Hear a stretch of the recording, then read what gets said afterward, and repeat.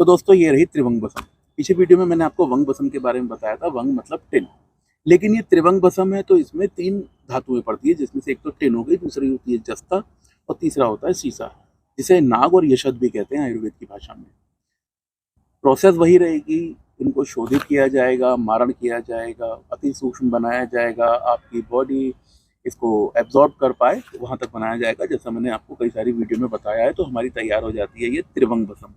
अब ये त्रिभंग बसम की मात्रा आपको कितनी लेनी है, आज इससे शुरू कर लेते हैं।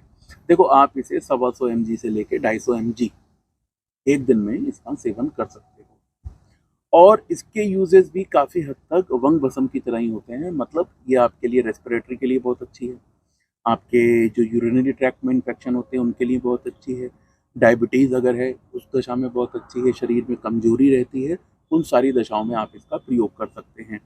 यहाँ पर बस इतना ध्यान देने की चीज़ है कि आपको किस बीमारी में इसका किस चीज़ के साथ प्रयोग करना है। देखो, अगर आपको डायबिटीज़ है तो आप इसका सेवन करो गिलोय के स्वरस के साथ।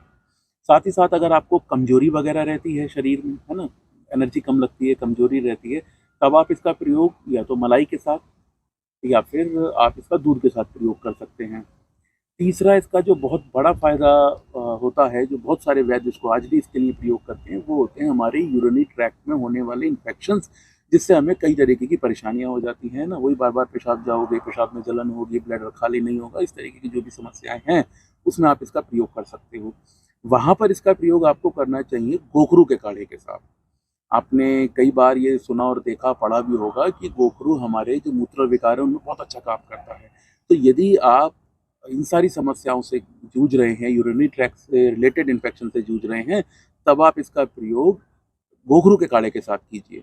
और जैसा मैं अपनी सारी ही वीडियो में आपको लगभग बताता हूँ कि देखो, आयुर्वेद में न जाने कितनी जड़ी बूटियाँ आपको बताई गई हैं, तमाम किस्म की भस्म है, बहुत सारी चीज़ें हैं, एक ही बीमारी के लिए बहुत सारी चीज़ें हैं। तो उसके पीछे कारण सिर्फ इतना होता है कि हर चीज़ हर किसी के लिए नहीं है। जो चीज़ मेरे लिए बहुत अच्छा काम कर सकती है, ज़रूरी नहीं वो आपके लिए भी सुपर टॉनिक जैसा काम करे, आपके लिए भी उतना अच्छा काम करे। तो आपका एक योग्य चिकित्सक आपको बता सकता है कि आपकी बॉडी टाइप के लिए, आपकी शरीर की प्रवृत्ति प्रकृति के हिसाब से कौन-सी वाली भस्म, कौन-सी जड़ी-बूटी, किस दशा में देना, किस अनुपान से अपान के साथ सर्वश्रेष्ठ है।